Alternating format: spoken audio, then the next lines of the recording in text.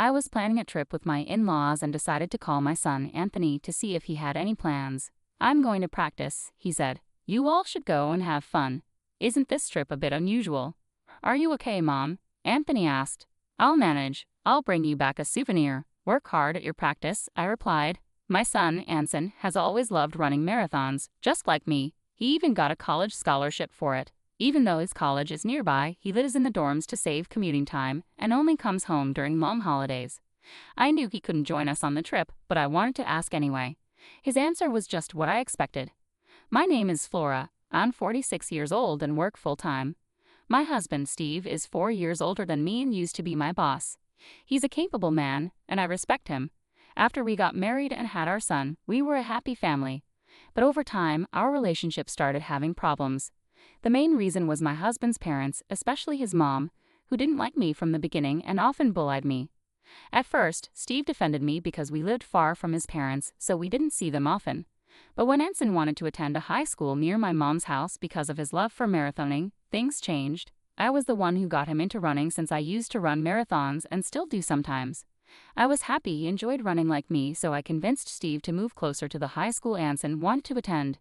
Steve applied for a transfer at work so we could move, and Anson got into a good university because of his high school, so it worked out well. The day before our trip, Steve said, "Go get the rental car tomorrow morning and pick up my parents on your way back."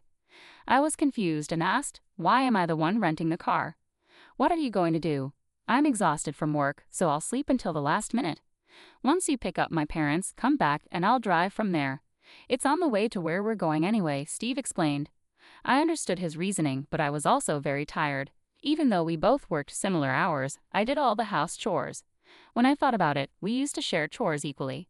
But since moving closer to his parents, they started visiting often, and the balance shifted. Whenever his mom saw Steve doing chores, she strongly disapproved. "Housework is the wife's job. The breadwinner shouldn't do it. Isn't that right, Flora?" Steve's mom would say, giving me a stern look, and I would nod in agreement. This kept happening until Steve stopped doing any chores at all. While it was partly Steve's fault, I felt his mom influenced him a lot. Steve even started repeating what his mom would say, agreeing with her views. I am sometimes the breadwinner in our family, but it felt pointless to try to fix things, and I didn't have the energy to even try. Steve had changed a lot in the past few years. His work performance seemed to be getting worse, and he often took out his frustrations on me. I realized that arguing back only caused more problems, so I decided to just accept the situation. It seemed like the least stressful way to live. I thought about divorce sometimes, but I worried it might hurt our son's chances of getting into college if we became a single-parent family. So I put that idea aside. Instead, I started thinking of my husband more like a pet than a person, which surprisingly made me feel less stressed. Eventually, I realized that getting a divorce wasn't worth the effort, and that's how I ended up where I am today. I agreed to this trip because it was to a resort I really loved. I knew I could have a great time even if I ended up doing things alone. Honestly, I was ready to do separate activities from my in-laws and husband if necessary. Maybe they invited me mainly to drive, but since both my husband and father-in-law could drive, I figured it would be fine. I played along with the idea that our spoiled dog was being demanding again. My husband asked me to pick up the rental car, so I went to my in-laws' house. "Flora, you're late. Is this the car for today? You should have rented a bigger one," my mother-in-law said. "Well, it's better than your tiny car, at least," I replied. "The car we usually use is one I bought myself, even for commuting to work. I assumed I'd be its main user since I paid for it. We don't often travel out of town, so I thought a small car would be enough. Plus, I loved its interior design and color, so I bought it. My husband would use it without asking and show his parents around in it. My mother-in-law criticized the car's size and acted like I could only afford a small car. I suggested we use my father-in-law's car for the trip, but he didn't want others driving it and didn't want to do all the driving himself. So we rented a car, but I wasn't consulted about this. I found out that I'd have to pick up the rental car and drive it while they sat comfortably in the back seat. It made me want to tell them to arrange their own transportation. I was really tired. In the end, even though my husband said he'd help with the driving, he slept through the entire trip. My father-in-law refused to drive unless it was his car, leaving me to drive the whole way while my husband napped in the passenger seat. My father-in-law constantly criticized my driving, giving me suggestions too late or questioning my decisions at traffic lights. It was just added stress. My mother-in-law joined in, criticizing my driving too. I found it annoying to be critiqued by someone who couldn't drive herself, especially since my father-in-law had been in many accidents and should have given up his license. My mother-in-law insisted he was just unlucky and a good driver. I didn't want him to drive me around anyway. I didn't mind driving, but I wished he would stop interfering. When we arrived at the resort, my husband finally woke up, tired from a day in the car. We followed my in-laws' suggestion to relax at the hotel instead of doing any activities outside. I enjoyed the chance to unwind, swimming in the pool and exploring the hotel grounds. It was a nice way to spend the day after a delicious dinner and a relaxing spa visit. I returned to our room to find my husband already asleep. I wasn't sure what my in-laws were doing next door, but they were probably asleep too. I went to bed, and when I woke up to the fresh morning air, my husband was still asleep. With some time before breakfast, I decided to take a walk. But when I returned, I found an unbelievable sight. My husband was gone, and his things were missing too. I frantically searched the room and tried to contact my in-laws next door, but there was no answer. At the front desk, I learned they had already eaten breakfast an hour earlier than I was told. It seemed they had left me behind. I also had to pay for the hotel checkout by myself.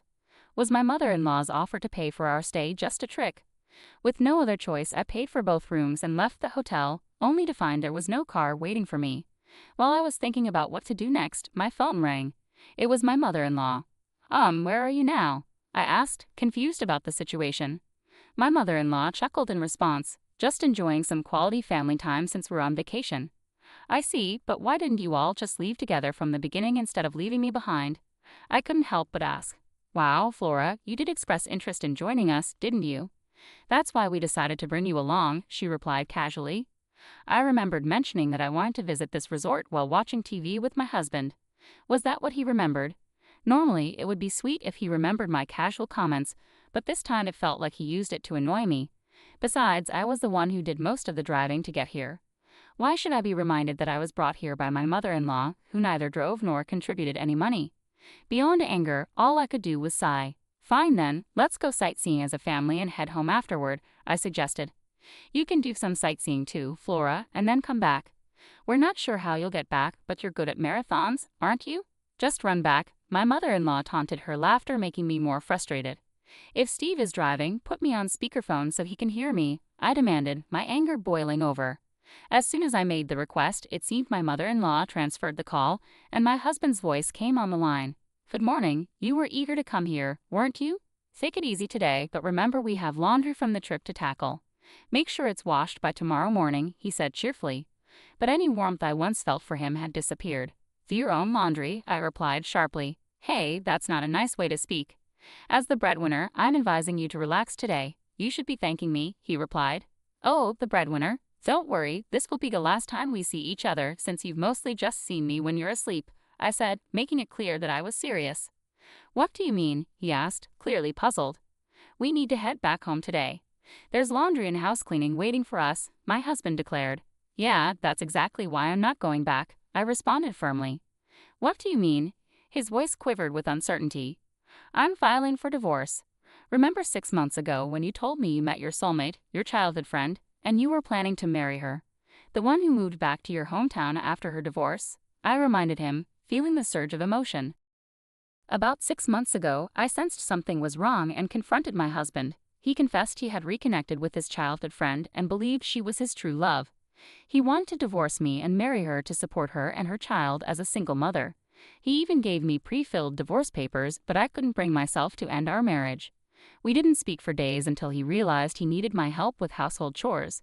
Eventually, he asked me to forget what he said, but I couldn't, so I started gathering evidence of his cheating. I wondered if Steve had planned this trip to try to win me over. This conversation happened about 3 months ago, shortly after I quit my job. As I shared my thoughts, I could hear the surprise in my in-laws' voices on the other end of the speakerphone. It seemed this was the first time they were hearing about their son's resignation. "I remember when you said you were leaving your job. I was worried about you finding a new one and disagreed with your reasons, didn't I?" I continued, recalling the exchange. "You were confident and assured me you'd find a new job quickly. Yet here we are, and you've only managed to secure a part-time position. I can't help but wonder when you'll find something more stable." As Steve remained silent while driving, I took the chance to share my thoughts. "I've been imagining you as a dog to cope with the stress, but then I realized I might as well get a real one," I said firmly. "So I'll be filing the divorce papers. Enjoy your family vacation." My in-laws were shocked, and my husband tried to say something, but I hung up the call without a second thought. I decided to enjoy sightseeing before heading home, and I explained the situation to my son over the phone. His response was simple. "I told you so." While his reaction was expected, it felt a bit lighter than I anticipated, given that he already knew what was going on. When I returned from the trip, I didn't go back home. Instead, I put my sons and my belongings in a self-storage unit, just in case. With only the essentials, I went to a real estate agency. The sales representative, who I had become friendly with and shared drinks with a few times, greeted me warmly. She was from my generation, so she was easy to talk to. Over drinks, I had told her about my husband and in-laws and asked her to let me know if any properties became available. That day, I signed a contract for my own place. Having a new home made me feel relieved, and I went to the city hall to submit the divorce papers, which went through without any problems. Finally, I returned the many calls my ex-husband had made. "Hello," I began, keeping my voice steady. "The divorce papers have been accepted. We are now officially strangers." My husband's panicked voice came through the phone. "Are you serious about the divorce?" I ended things with her. "It's just you now. You didn't like me looking at other women, right? Well, now I'm only focused on you. Please come back without any worries." But his words only made me feel disgusted. "What are you talking about? I never tried to please you in the first place. And you didn't end things with her, did you? You were dumped because you couldn't find a job and had no money, right?" It turned out my husband's mistress was acquainted with the sales representative who helped me find my new place. What a small world. She had listened to my husband's mistress's complaints about him, saying she was his current girlfriend. Apparently, after he quit his job and started working part-time, she saw no reason to stay with him and ended things. But a fling is just a fling. I'll definitely be seeking compensation. That's correct. Even though they split up now, he still cheated, and there's evidence. Compensation. I already told you, we broke up. It's just you now. I could only let out a sigh. "So, you're saying that now you're single, you're considering another affair. I don't care what you do, but I'm done being taken advantage of. You didn't even notice your things were missing from the house because you didn't care, did you? I'm not coming back, so throw away whatever you don't need." With that, I ended the call. Even after this, my ex-husband kept calling me, and my former in-laws reached out too. But I have no intention of going back to that house. My ex-husband still hasn't found a job, can't afford the rent, and has moved back in with his parents. Meanwhile, my ex-father-in-law continues to drive recklessly and recently crashed into a neighbor's fence with my ex-mother-in-law in the car. Thankfully, no one was injured, but they didn't have property insurance and had to borrow money to cover the repair costs. All of this was detailed in an email my ex-husband kept sending me. I find his misfortune somewhat amusing. While I don't respond, I haven't blocked his emails either, quietly enjoying the spectacle. After moving to a pet-friendly property, I got a small dog and found that I enjoyed caring for a pet more than I did for people. My son, worried about me being alone, has started visiting on weekends, a change from only coming during long holidays. Each day now feels fulfilling. Maybe this weekend I'll visit that resort town again for the first time in a while.